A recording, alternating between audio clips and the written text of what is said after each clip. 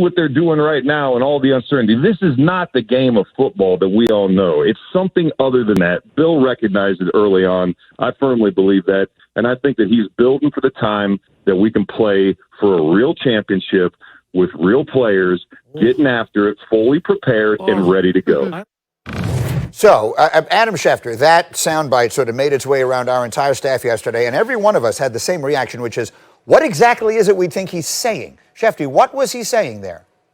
What he's saying is that it's a different brand of football. You're seeing facilities shut down. You're seeing practices not being held. You're seeing meetings held virtually. You're seeing football in a different form in 2020, which we all knew was going to be the case. This was a year in which the Patriots basically had to make difficult roster decisions. When we look ahead to next year, in what might be one of the busiest free agent classes ever, because so many teams are going to be releasing players because of the reduced salary cap, the Patriots are sitting with about $60 million worth of salary cap space. So I think what Matt Light is saying here is this season is an unusual season in which a lot of teams face a lot of different obstacles. And yes, some teams are thriving and excelling, and it is well done by them. But the Patriots know this is not a regular year, and they're going to start gearing up for when things get back to normal, for an off season in which they already have a lot of money, when there are going to be more free agents than ever before. And that, I think what he's saying is that they'll be back as soon as football returns to its normal form. That's my sense, but maybe others have a read as well. Yeah, no, that was sort of the way I read it as well, and that maybe someday we wind up looking back on this as just a blip in New England. Lewis, you played for him. What do you think? Yeah, I just don't. I have a hard time thinking that Bill just said, you know what? I can't really do all the things that I want to do this year, and some things are being stacked against me. So I'm just going to, you know what? I'm just going to wait till next year where I have some real players and I have like a real chance under normal circumstances. This guy's the ultimate adapter. I mean, he's trying to adapt. What's happened is that there's been like a confluence of things that have added up to this football team not being very good. I mean, he's lost a lot of players due to opt-outs that played critical positions. He lost his franchise quarterback. He lost the best quarterback of all time. He doesn't have the best tight end of all time anymore. He doesn't have any pass rushers that can really get after the quarterback. The strength of his team, the secondary, has had some issues lately as far as making some plays on the ball down the field. They can't stop the run right now. So there's a lot of different things that are going on, the least of which I think is Bill's mindset being one where he's just saying, I'm just going to go ahead and flush 2020 and move on to 2021. And I think, look, they're going to have a lot of work to do once January rolls around and once they're able to put a lot of that salary cap space to use. But I don't think, to me, knowing him the way that I believe that I know him in my experience, that he's looking at this season going, you know what, the obstacles are just too much for me to be the great Bill Belichick that I normally am.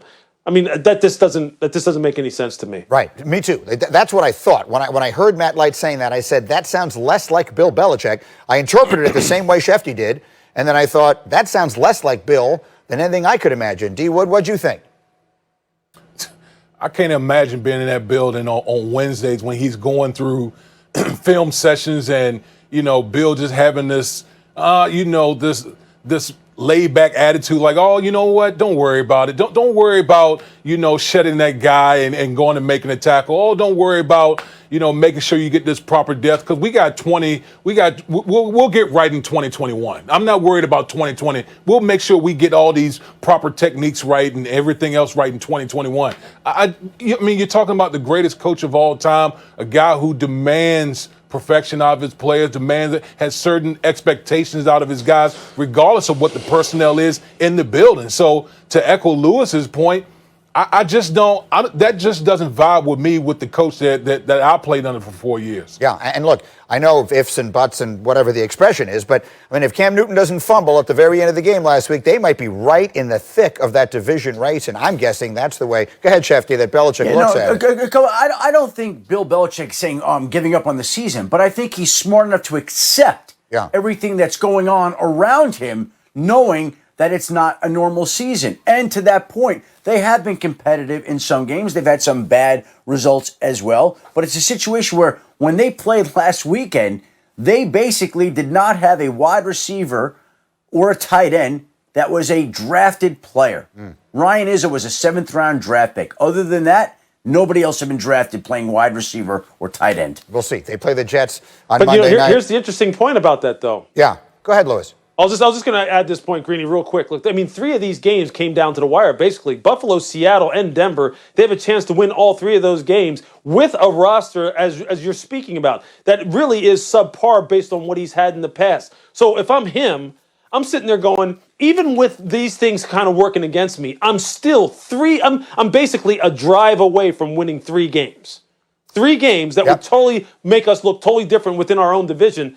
There's no way that he's sitting here like this with an eye towards 2021. I just don't. Players on that offense right now. Take us inside that offensive huddle. If all those guys, if Evans and Gronk and Godwin and Miller and the running backs and now AB are all yelling at Brady, hey, I'm open, what does the quarterback say? Well, first of all, Greeny, none of those guys are going to be yelling at Brady that he's open. I mean, you're talking about the six-time Super Bowl champion here. He's going to dictate the terms of who's going to get fed the ball. You know, all these, whether you're talking about Leonard Fournette, AB, these guys chose to come to Tampa Bay for a reason to play with Tom Brady. So at the end of the day, Tom Brady's going to feed the guys who are open. He's going to go do his thing, and ultimately, this is about winning the chip. I hear that. I think that's right. I remember when John Elway retired, when he thanked Shannon Sharp, he said, I want to thank Shannon, and I know you're open. I know you're open. at his retirement press conference. So Lewis, I said yesterday on the show, Tom Brady brought Leonard Fournette. Tom Brady brought Gronk. Tom Brady now brought Antonio Brown. Not only might he be the MVP, he might be the executive of the year. What do you think? Yeah, Tom has... He has some influence, man. You know what's so cool about him, about having played some kind of role in getting all those guys to come there, is that when you talk to Tom Brady, like we talked to him last week, before the Monday night game, this guy he has such a unique perspective in terms of how he still approaches the game, and no matter what kind of resume you come in there with, you better be ready to work. I mean, and work like a guy who's just kind of entering the league again. Because not only does he talk that way, I mean, when you talk to him and you ask him those questions, like he really believes like he's still earning it every day, and he's trying to prove it every day. And look, and Damian's right. Look, nobody's telling Tom I'm open. No one's telling him, hey, get me the ball. He's telling you, look, I'm going to run this offense, and I'm going to get this ball to you when I get it to you, when it's time for you to get it. So it's such a cool situation, that's predicated off of him being there and being the quarterback.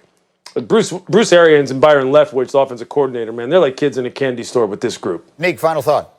Yeah, the one thing that I think is really interesting that jumped into my head back when Schefter was talking was they said if he has some sort of transgression, then they can just move on from him. But if you think back to the Patriots situation, he had a transgression that the organization wanted to move on from, but Tom Brady didn't feel like he wanted to move on in that situation. I think that's where potential friction, if there's going to be any friction, and I'm not predicting that there will be some, there's the assumption that people all see whatever transgressions that are going to come or issues that are going to come, that they all see them the same way. So that's where the issue could come up, whether he's on a long-term contract or not. If he does something or says something that the players are not too upset about, but the organization is disappointed in, that's where a potential fracture or fissure in this organization or in this team could come up, when people see his behavior differently, and the result, what the consequences should be for that behavior differently, as they did last time he was on a team in New England. All right, we'll see what winds up happening. Again, he's living in Tom Brady's house. Meanwhile, Shefty, I want to run the hurry up with a bunch of other football stories, and let's start in that game and in Michael Thomas, who we haven't seen in what feels like forever.